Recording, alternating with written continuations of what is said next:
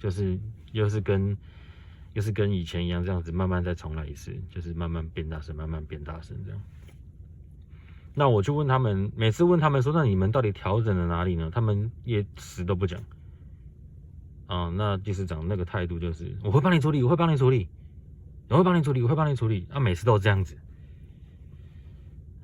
我是有点无奈啊。那我现在我也是不知道，因为我打听过他这个大叉厂，台中这个大叉厂是他们说是直属的保养厂，就不是外面的，也就是他们直属的。那直属的还搞这样，然后我打他们的0800客服，好像也没有什么太大的作用啊，所以我觉得我现在是蛮没有方向的啦。那我以后如果我要出保呢？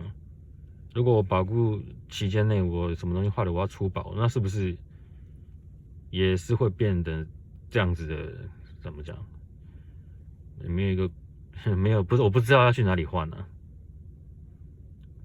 到内湖去换吗？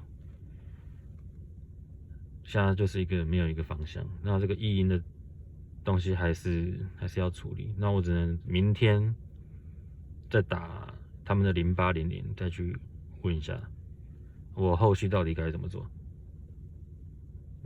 就先这样吧。